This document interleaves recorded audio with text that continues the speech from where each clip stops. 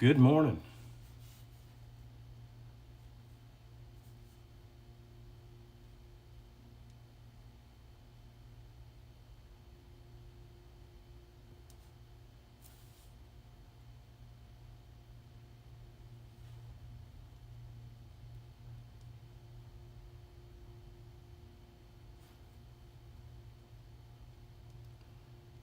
It is a good morning. Working on a little bit of stuff here, trying to be productive. You ever try to be productive? I hope. Let's see.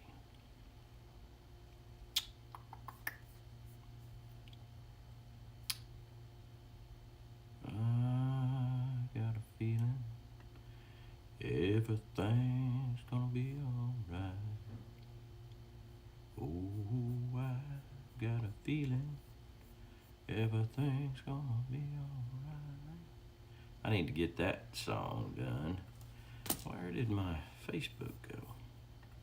All right, well, we're going to Proverbs chapter 12, and I don't have my Facebook up here to see who all's on, but good morning, everybody. I'm sure there's folks on. I'll get there in just a minute. I got too many things open on my page. I know that. Oh, there it is. Let's go over there. Stay with one tab open, not two.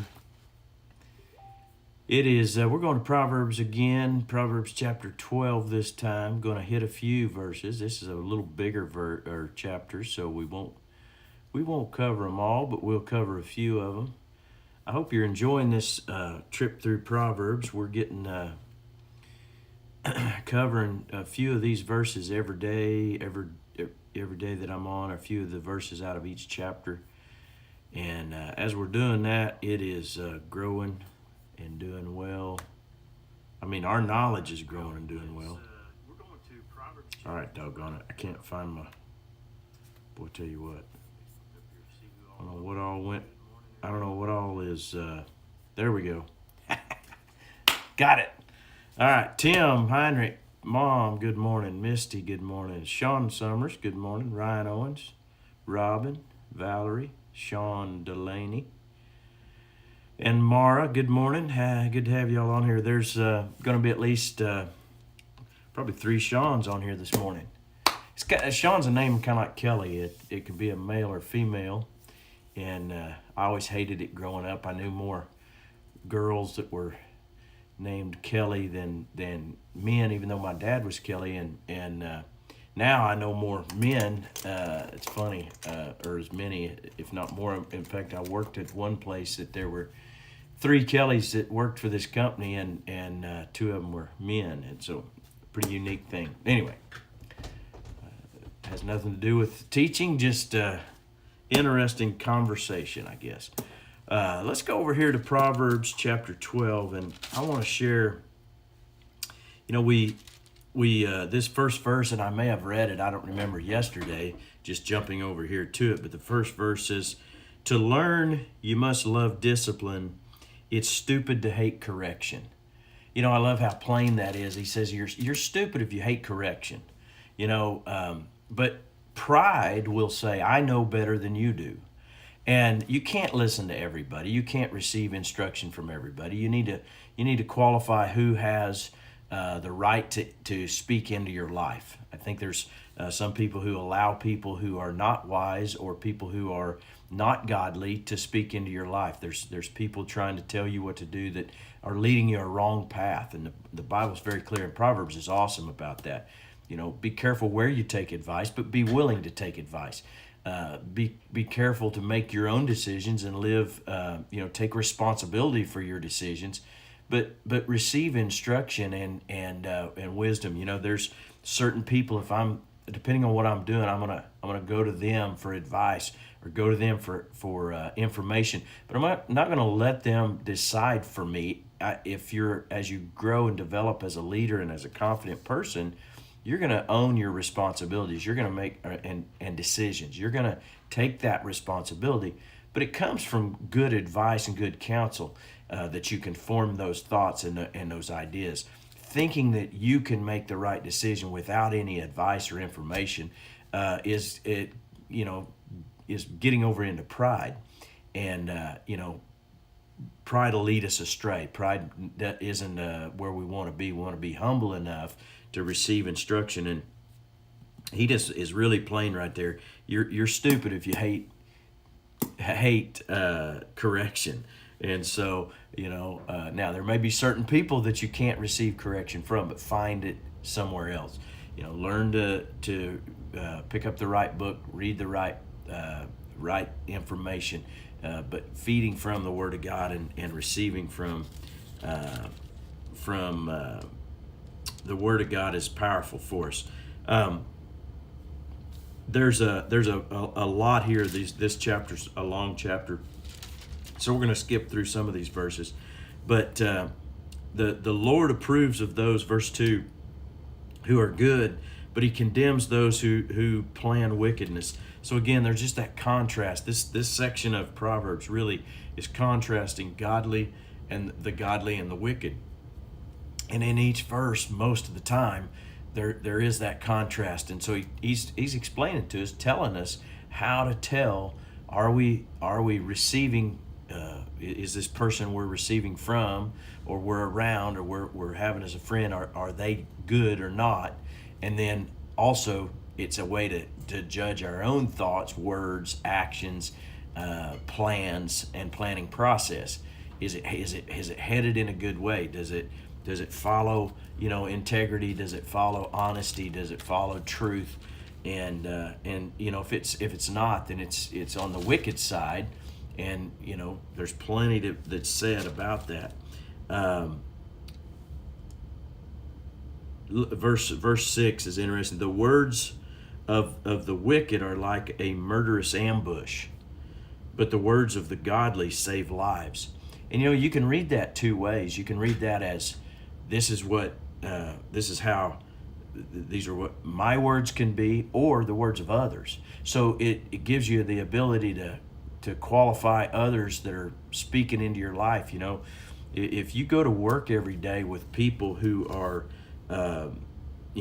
speaking wicked words and leading you, or talking about a way that you can cheat, a way that you can a way that you can get by, if you're trying to skirt around doing the right things, is always going to lead you to a bad end. It may be a temporary ease to things, but just doing things right is always better.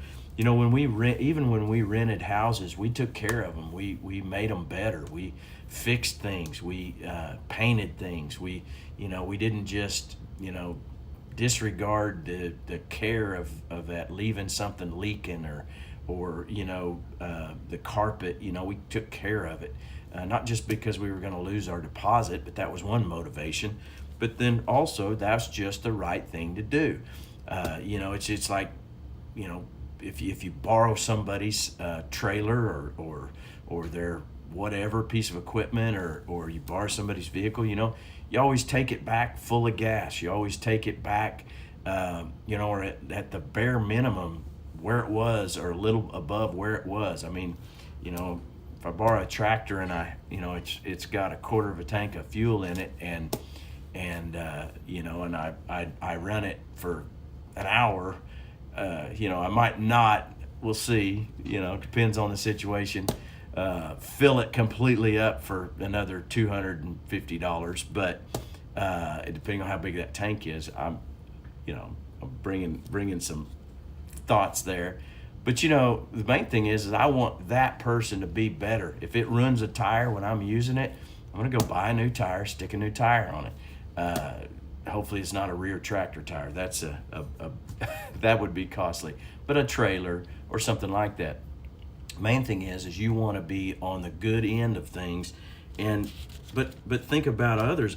It says that the words of godly save lives. So as you're speaking to other people, you realize your words can speak good things, directing people in a good direction. So make sure you're not leading somebody or okaying things that are wrong and in a wrong direction, but also that you're taking words from the wise and from the godly So that works for how you use your words and how you receive the giving, and back and forth.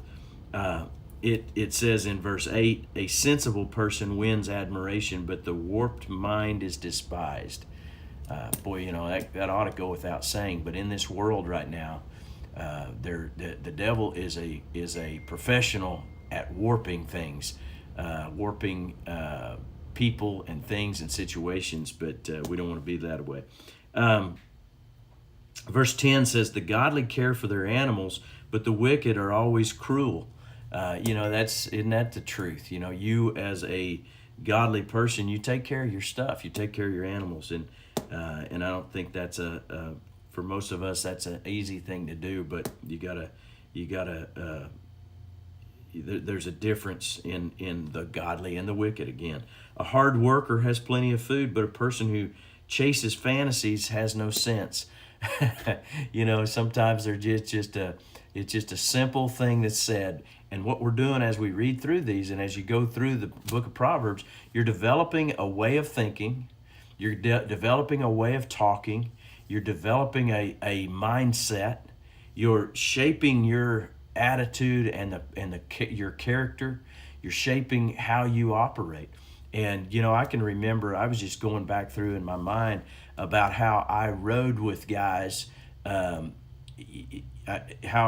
I worked with guys, rode with guys, be horseback, going out to check cattle or go catch some, gather cattle for other people, go catch our own cattle, go out just checking and doctoring cattle or whatever, be horseback and have time and conversations.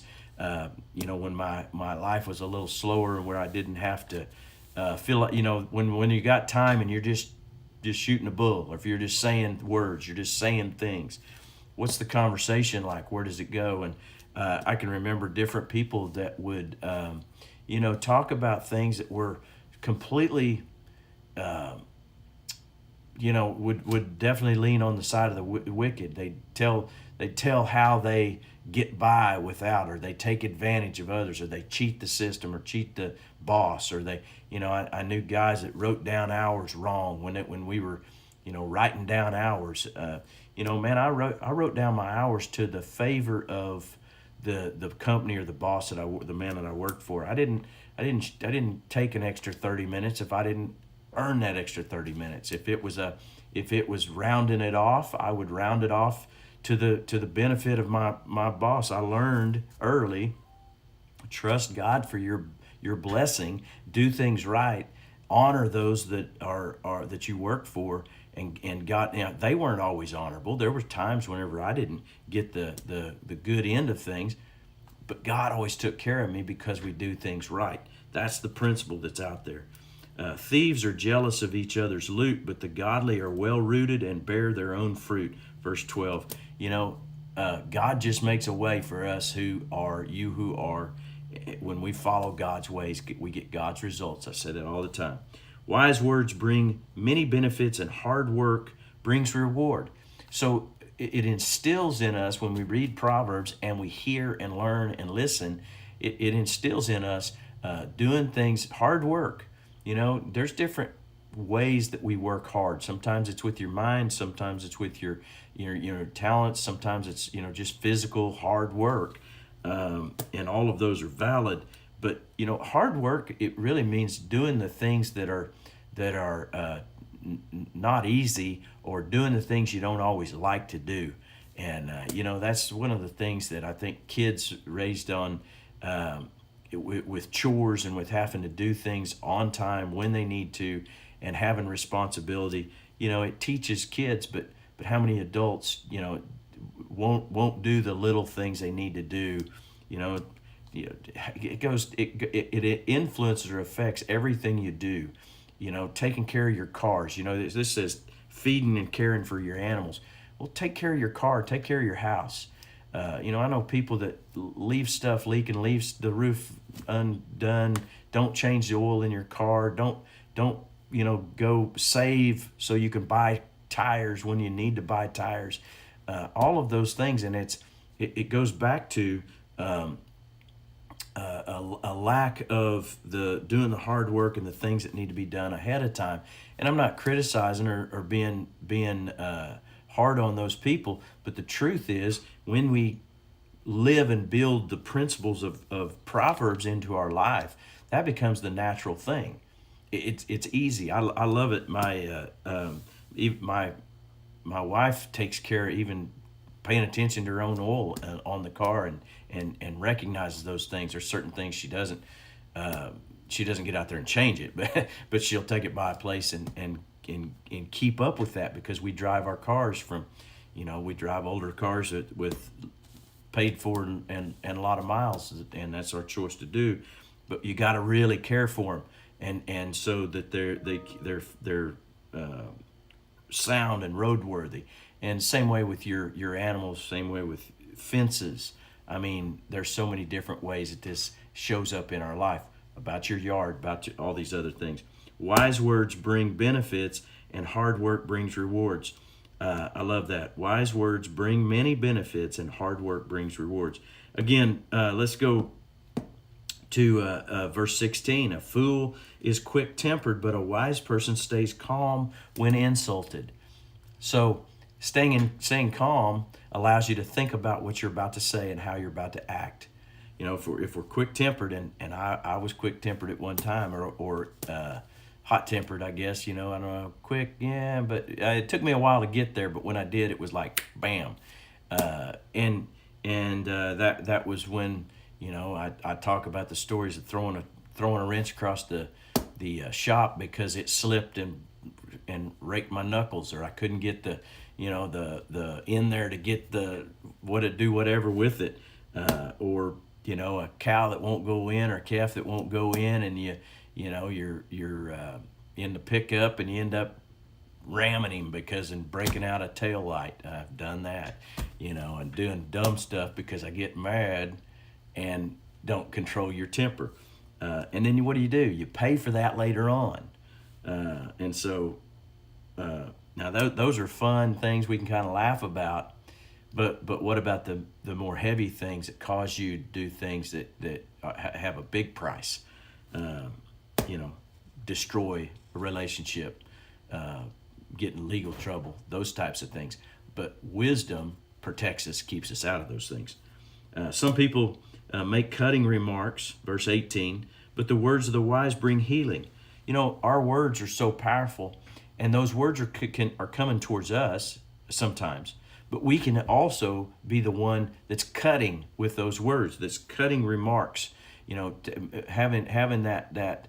I always say words can, are kind of like a hammer. A hammer can do damage, or a hammer can build and do good. And so our words are a lot that way. Truthful words stand the test of time, but lies are soon exposed. Now we gotta wrap this up, but verse 24: work hard and become a leader. Be lazy and be a slave. So he says there's a difference. Being and doing right produces good things, and that's the principles all the way through here. Verse 27: lazy people don't even cook the game they catch, but the diligent make use of everything they find. Isn't it amazing how you can just be diligent, and diligence is another one of those good words that comes out of Proverbs and teaches us to be responsible, be effective with our time, and be creative, and all of those things. I like that. The diligent make use of everything they find. That's my excuse for collecting things and saving things and holding on to things. My wife gives me a hard time sometimes, but sometimes I've got that just right piece of metal or steel. She wants me to clean up in front of my shop where I keep a scrap pile of metal. I say, yeah, but I need that piece of metal. When have you used that? Well, I may not use it for 2 or 3 years, but all of a sudden something breaks, and I got the piece of steel I need to weld up just right to fix whatever or build something because of this scrap pieces over here, and I didn't have to go buy it. Man, I love that. That makes me feel good sometimes whenever I can, every time, whenever I can find the right piece. And we keep the clutter down a little bit, but it's all right. Having a little fun with that, but those are all just little things that we do that produce and provide us both blessing from the Lord and keep us from having to spend unnecessary money doing things and or paying the price for wrong things that happen or that we do. So we'll wrap up chapter 12 today, and there's more in there you can read and study along that line. But those little things that build character, build integrity, shape our lives, and also help us qualify what's going to come into our life, who we're going to listen to, who we're going to receive from. So be blessed today, and also be a blessing, and go get them for Jesus. Love y'all. Morning, Bill Eman, Billy Mayhew, good morning. Sean Mayfield, there's our third Sean, other Sean. Billy, let's see, Ziggy, Boyd Pete, good to have you. Jeff Washburn, Regina, good morning. Bobby, good morning. Brad, good morning. And we're getting back into all you other. Sean Summers, I think I said hi to you. Ryan, good morning. It's a blessing to have all you guys on today, and I know we're expanding who and where we go. So thanks for all that listen, share, like, support. You know, all the different ways that God uses you to encourage and to expand the ministry. So go out and have a blessed day today. It is Thursday. I think we're getting a little rain here in Oklahoma, so at least on the western part. Y'all be blessed.